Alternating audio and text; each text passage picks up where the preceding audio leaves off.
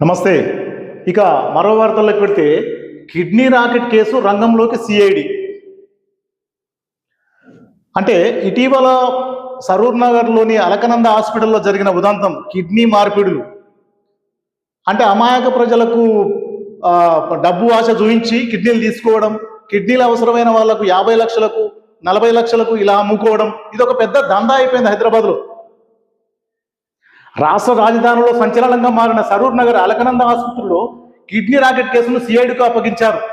ఈ మేరకు శుక్రవారం వైద్య ఆరోగ్య శాఖ మంత్రి దామోదర రాజనరసింహ ఇదే ఆదేశాలు ఇచ్చారు. దీని వెనుక ఉన్న ఎవరిని వదలబోమని, మరొకరు ఇలాంటి పని చేయాలంటే వణికిపోయేలా చర్యలు ఉంటాయని మంత్రి హెచ్చరించారు. మంత్రి గారు హెచ్చరిస్తున్నారు. అంటే మరొకరు ఇలాంటి పని చేయాలి అంటే వణికిపోయేలా చర్యలు ఉండాలని.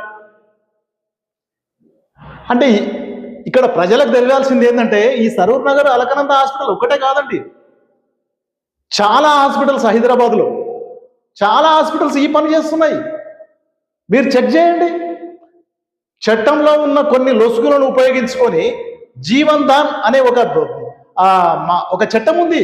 అంటే ఎవరన్నా వాళ్ళ ఇష్టపూర్వకంగా వాళ్ళు చనిపోయిన తర్వాత అవయవాలు దానం చేసుకునే చట్టంలో కొన్ని రూపొందించింది. ఇలా రూపొందించినవి దీనిలను ఆసరాగా చేసుకొని అక్రమ మార్గంలో బీద ప్రజలను టార్గెట్ చేసి ఆయా ఆర్ఎంపీ డాక్టర్లను కన్సల్టింగ్ పెట్టుకొని బీద ప్రజలు, అణగారిన వర్గాలు వీళ్ళను 4 లక్షలు ఇస్తాం, 5 లక్షలు ఇస్తాం, మీ కిడ్నీ ఒకటి అమ్ముకోండి, ఒకటి ఉన్నా కూడా ఏం కాదు మీకు, ఇలా నమ్మబలికి మాయమాటలు చెప్పి వాళ్ళతో కిడ్నీలు తీసుకొని ఇప్పుడు మా దేశంలో ఎక్కడెక్కడైతే ఈ కిడ్నీలు అవసరం ఉంటాయి వాళ్లకు ఈ కిడ్నీలు సరఫరా చేయడం. ఈ అలకనంద ఒక హాస్పిటల్ ఇది బయటపడ్డది అండి. బయటపడని హాస్పిటల్లో హైదరాబాద్లో చాలా ఉన్నాయి.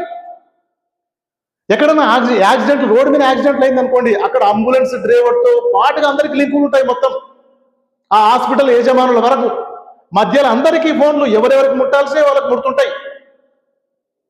అక్కడ ఆ సిబ్బంది చనిపోయిన ఆ వ్యక్తి కుటుంబీకులకు 3 లక్షలు 5 లక్షలు ఇచ్చేసి ఆ కిడ్నీ అక్కడి నుండి కిడ్నీలు తీసేయడం, దాన్ని వేరే వాళ్ళకు మార్చడం, ఇది ఒక పెద్ద ర్యాకెట్ హైదరాబాద్లో.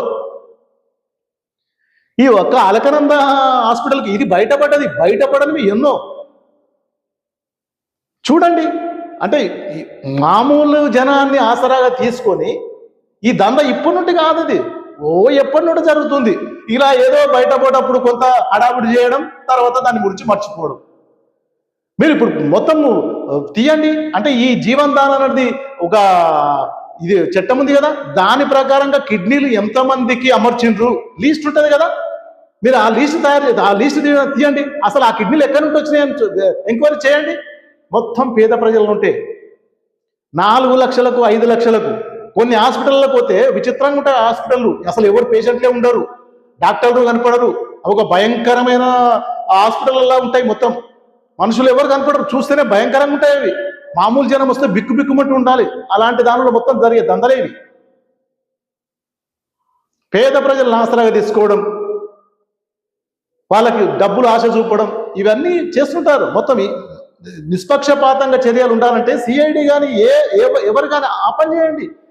జీవన్ దానిలో ఎవరెవరికైతే అవయవాలు దానం చేసిండ్రో వాళ్ళ లిస్ట్ ఫస్ట్ తీయండి. వాళ్ళ లిస్ట్ తీస్తే అప్పుడు మీకు వాళ్ళు ఇచ్చిన వాళ్ళు మొత్తం బయటకు వస్తారు. ఈ గుట్ట అంతా తీగలాగితే డొంక మొత్తం కదిలినట్లు అంత కదులుతుంది. ఒక్క అలకనంద హాస్పిటల్ కాదండి, చాలా ఉన్నాయి ఈ హైదరాబాద్లో హాస్పిటల్స్. అంటే హైదరాబాద్ ఒకటే కాదు, ప్రతి నగరంలో ఇదంతా నడుస్తుంది.